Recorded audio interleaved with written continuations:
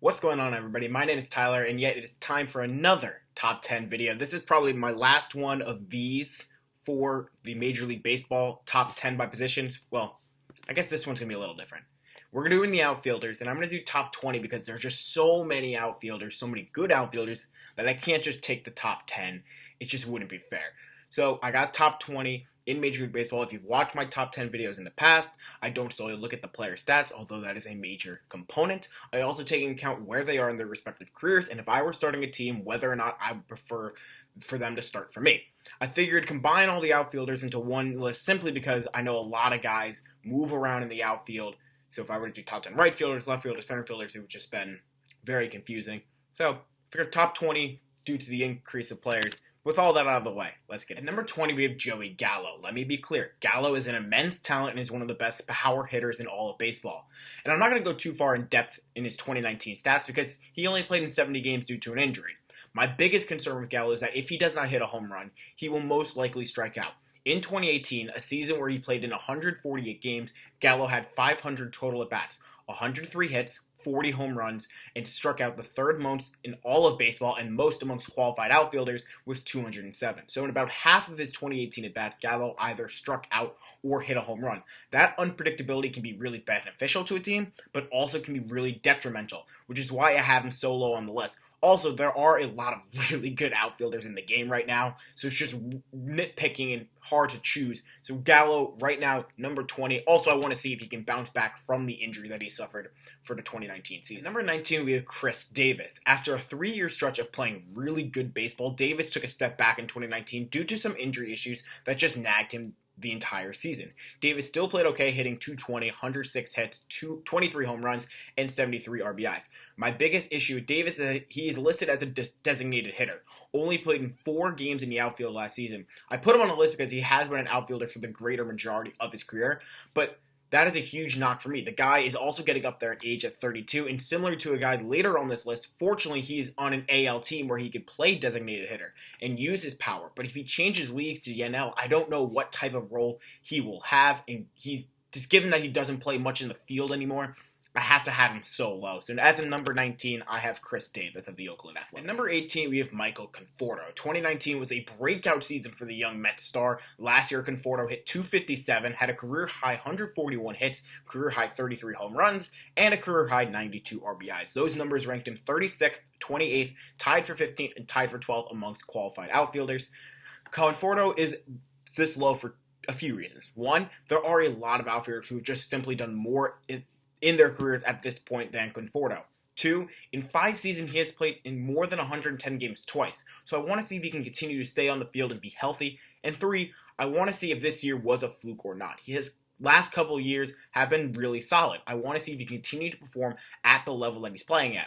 Conforto, along with Pete Alonso, Ahmed Rosario, Jeff McNeil, make up a nice young core in New York, and it'll be interesting to see what they do moving forward once the 2020 season starts. So as a number 18, I have Michael. At number 17, we have Giancarlo Stanton. So far in his career, Stanton has been known really for one thing, and that is his power. Last season was a lost year for him as he only played in 18 regular season games for the Yankees because of an injury.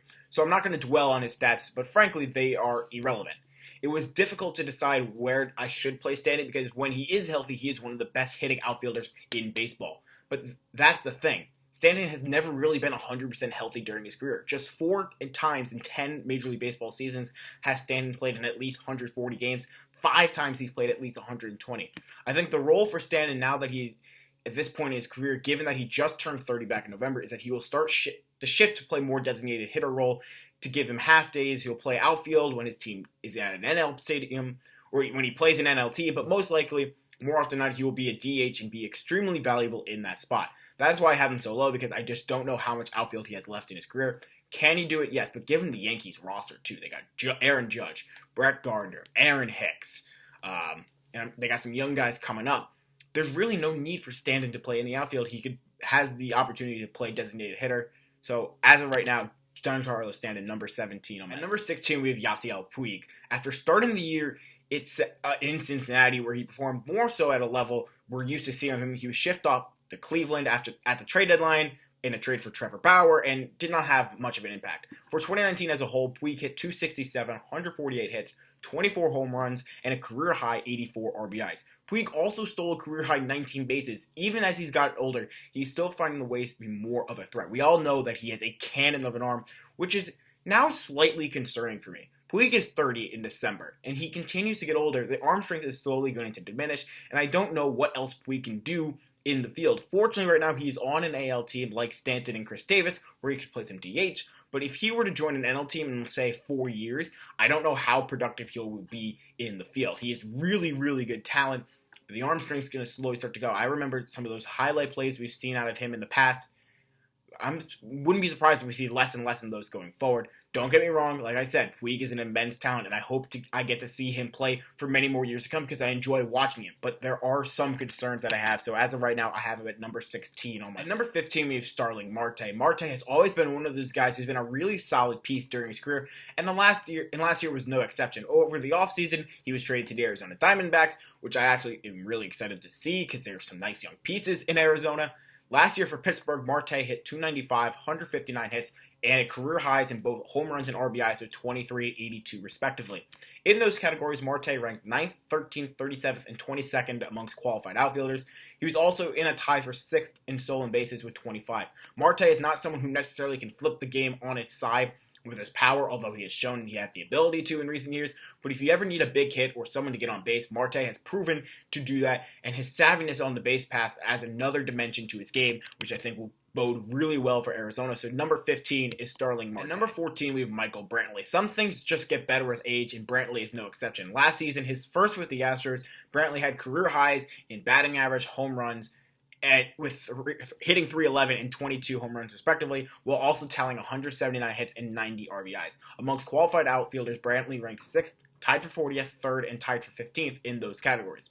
Although there were rumors of possible cheating on the hands of the Astros, Brantley might not have been in on it, as in 279 home at-bats, and he hit 312. In 296 road at-bats, he hit 311. Very similar numbers. My one concern with Brantley, and the reason why I have him so low, is despite performing at a higher level than a couple of guys ahead of him in this list, arguably he is older. Brantley turns 33 in May. He is one of the older guys on this list, and if I'm starting a team, I would want to build around someone in my outfield as an anchor, and frankly, that is not where Brantley is in his career anymore. Maybe that's where he was when he was in Cleveland. He was once that guy, but he's just now a complementary piece to guys like Alex Bregman, Carlos Correa, Jose Altuve, and another guy on this list who we'll talk about a little bit later. So as of right now, Michael Brantley, number 14 outfielder in my opinion. Number 13, we have Charlie Blackmon. As he has gotten older, Blackmon continues to get better and better. He turned 33 in the middle of the 2019 season, and he performed really well. Last season, he hit 314, 182 hits, 32 home runs, and 86 RBIs. Those numbers rank 3rd, 1st, tied for 17th, and 17th amongst all outfielders, or qualified outfielders, Age aside, the reason why I don't have Blackmon higher, because he's been greatly helped by playing in Colorado. Over the last 3 seasons, in 881 home at-bats, Blackmon has hit 368. While over the same time period, in 969 road at-bats, Blackmon has hit 261. That raises the question, at least for me, that would Blackmon put up numbers, the similar numbers that he has in his recent years, had he not played in Denver, Colorado. Colorado, as I've mentioned in previous videos, you get a hitter's boost because of the high altitude, and I think Blackmon is another one of those guys who's benefited from that. The age as well, slightly concerning for me, so I have him at number 13, Charlie Blackmon. At number 12, we have Eddie Rosario. After 4 years in Minnesota, year 5 was arguably the best yet for Rosario. Last year, he hit 276, 155 total hits, and had career highs in home runs and RBIs with 32 and 109 in each category, respectively. In those categories, Rosario ranked 23rd, 17th, 19th, and 5th amongst qualified outfielders. My thing with Rosario is that I just want to see if he has another notch, or can he continue to produce at the level that he did last season. At 28, he's entering his prime. It seems like that I'm just very excited to see. So I think he and the rest of the crew in Minnesota, they're building something really nice there.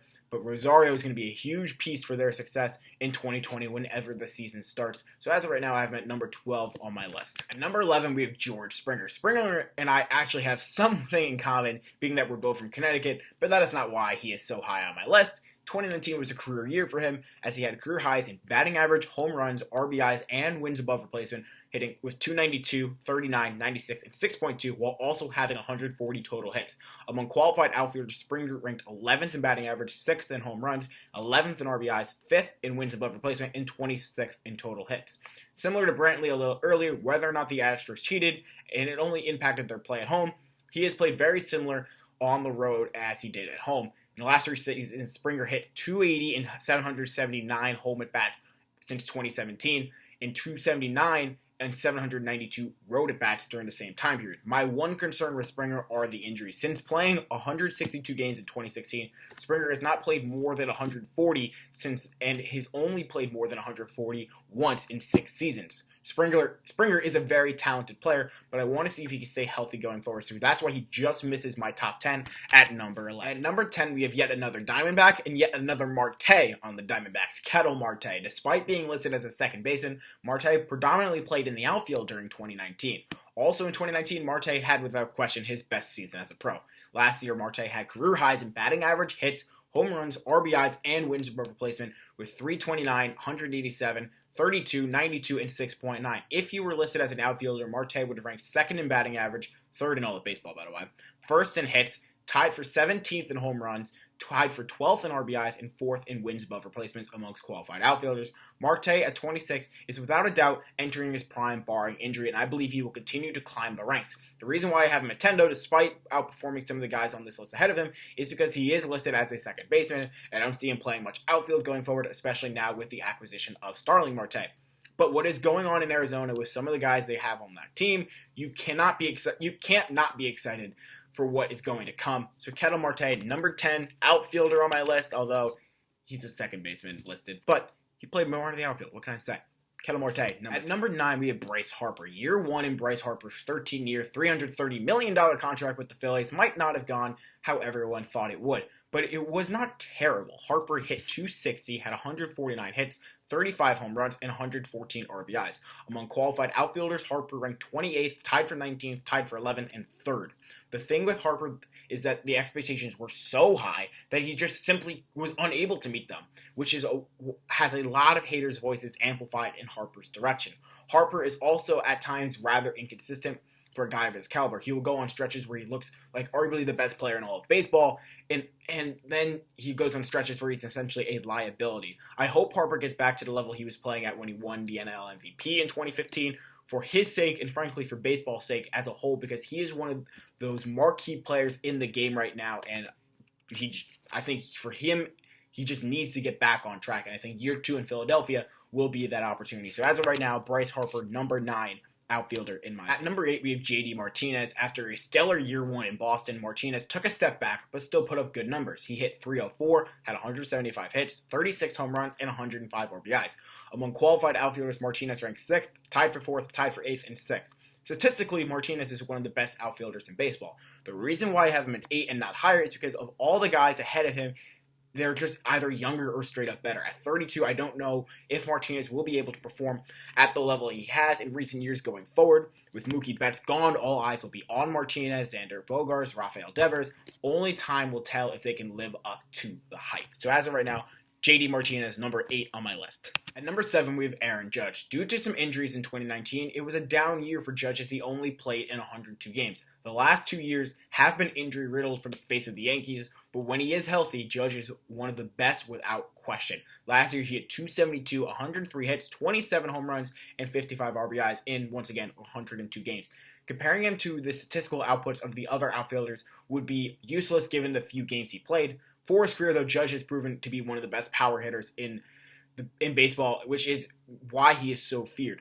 The one area where Judge still needs to improve upon, however, is strikeouts. As in each of the last 3 seasons, Judge strikes out in over a third of his total at-bats. I will say for his size, he moves around very well in the field, and barring more health concerns, can be the best player in baseball at some point during his career. Hopefully 2020 sees a return to his 2017 season for Judge to match the high expectations on this Yankee team. So as of right now, Aaron Judge, number 7 on my list. At number 6, we have Juan Soto. Although just turning 21 back in October, Soto has proven that he can be a top outfielder and top player in all of baseball. He was a major contributor on a Washington Nationals team that took down the Astros in the World Series to win their first World Series in franchise history. Last season, Soto hit 282, 153 hits, 34 home runs, and 110 RBIs. Amongst qualified outfielders, those numbers would rank Soto 14th, 18th, 13th, and 4th. Although his numbers are not in the upper echelon of outfielders in the Major League Baseball, remember, he is only 21. For comparison, I'm 20, and I'm sitting at home in my parents' house. It's just insane what this kid is doing. The sky is the limit for Soto, and I am excited to see what he's able to do. So as of right now, number 6 on my list, but definitely has the potential to get much. At number 5, we have Mookie Betts. After playing the first 6 seasons of his career with the Red Sox, once the 2020 season begins, Betts will not only be on a new team, but in a different league and a different coast with the LA Dodgers. 2019 was a step back from his 2018 MVP winning season, but Betts is still, without question, one of the best in all of baseball. Last year, he had 295, 176 hits, 29 home runs, and 80 RBIs. Those numbers are 8th, 3rd, 21st, and tied for 21st. Nothing that is off the charts, but Betts has proven to perform at a much higher level in recent years. And if I were starting a team, Betts would be someone I would really want on my team, and I'm eager to see what he and a loaded Dodgers roster can do next season. So Mookie Betts, number 5 in my. At number 4, we have Ronald Acuna Jr. There is another budding superstar in the NL East other than Soto that plays in the outfielder, and that is Acuna Jr. Being 21 for all of last season, Acuna balled out hitting 280, having 175 hits, 41 home runs, and 101 RBIs, not to mention stealing 37 bases and only being caught 9 times. Those numbers ranked Acuna 16th, tied for 4th, 5th, 8th, and 2nd amongst qualified outfielders. The one concern with Acuna is the strikeouts. Last year, Acuna struck out 188 times, most amongst all outfielders and 2nd most in all of baseball. As he gets older, the discipline will come, and Acuna, for the strikeout numbers, I will believe they will go down. So I'm not uber concerned by any means, but it is a point of note. Acuna is a generational talent, or at least he has shown to be in 2 seasons, and I'm eager to see what he and Ozzy Albies and the rest of the Atlanta Braves can do in the next 5 years, and I'm very excited for baseball because you got 2 really young outfielders, Albies and Soto, who are, in my opinion, top 6 outfielders in the same division. They play each other multiple times, and they're both really, really young. That could be a rivalry between players for many, many years, and it's just great for baseball. So as of right now, Ronald Acuna Jr., number 4 in all of baseball amongst the outfield. At number 3, we have Christian Yelich. Had he not gotten hurt toward the end of the 2019 season, Yelich would probably have won his 2nd straight NL MVP and would have definitely been number 2, maybe even number 1 on my list. But as of right now, I have him at number 3. 2018 was not a bad year at all for him, but the injury just hurt him in the end, no pun intended. Since joining the Brewers, Yelich has been unstoppable. Last year, he had a career best 329, had 161 hits, career high 44 home runs, and 97 RBIs, while also stealing 30 bases and just being caught twice. The 30 stolen bases, by the way, was also career high. Those numbers rank Yelich 1st, tied for 9th, 4th, tied for 9th, and 3rd amongst qualified outfielders. Yelich also ranked 3rd in wins above replacement with a WAR of 7.1, just 0.5 off his mark from his MVP season. The one knock on Yelich is the injury. The injury he sustained was a fractured kneecap, and at least for me, that is slightly concerning in terms of how he will respond once the 2020 season starts, because in the outfield, you do a lot of running, and you kind of need your knees. There's going to be some discomfort. Fortunately for him, he's going to have a little bit more time given the delay in the start of the season, but it will be interesting to see what happens once he gets back into the game. When things are so close between the top 4 guys, it is really just pulling hairs, but I hope Yelich returns to MVP form once the season starts. So that was right now, I have him at number 3 on my list. At number 2, we have Cody Bellinger. The reigning NL MVP, Bellinger is arguably the best player in baseball, although I don't think so. It's arguably, and he's now getting paired up with another top outfielder in Mookie Betts. Turning 24 in the middle of last season, Bellinger played his best season by far, winning NL MVP, as I mentioned. Bellinger hit 305, 170 hits, 47 home runs, 115 RBIs, and had a wins above replacement of 9, all of which are career highs, ranking 5th, 7th, 2nd, and 1st amongst qualified outfielders. Pretty darn good, if you ask me. I mentioned a little bit earlier that Soto, at such a young age, can be a star in this league. Bellinger is already a star, just 3 years older. The one thing with Bellinger I want to see him do now is perform in the postseason. In the Dodgers' 2 runs to the World Series in 2017 and 2018, Bellinger had 20 hits in 116 at-bats, and a batting average of 172. By the way, 4 home runs, 13 RBIs, and 45 strikeouts during those 2 postseasons. it's just, if the Dodgers want to succeed in the playoffs and win a World Series, Bellinger is a key. He is probably the most important person for their success. Hopefully for him, Mookie Betts will alleviate some of the pressure off of him next season, and Bellinger continue to thrive like we've already seen so far in his young career. But Cody Bellinger, number 2 outfielder, and my number 1 is Mike Trout. No surprise here, at least for me. I mean, what hasn't been already said about Trout? Ever since he entered the league, Trout has been far and away the best player in baseball, and frankly, he still is 9 years later. The 3-time AL MVP, including the reigning MVP, 2019 for Trout was just another year for him. Last year, he had 291, 137 hits, a career-high 45 home runs, and 104 RBIs. Those numbers were ranked Trout 10th, 30th, slightly concerning, 3rd, and 7th.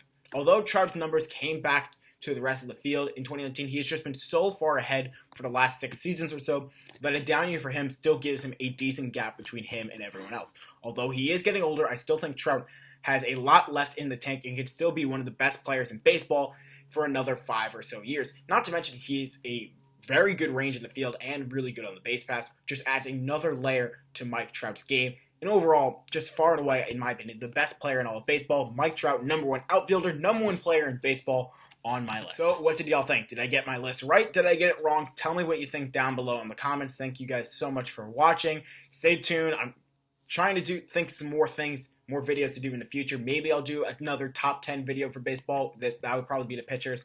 I'm thinking about it, but I got some other big things planned. Thank you so much for watching, and have a great day.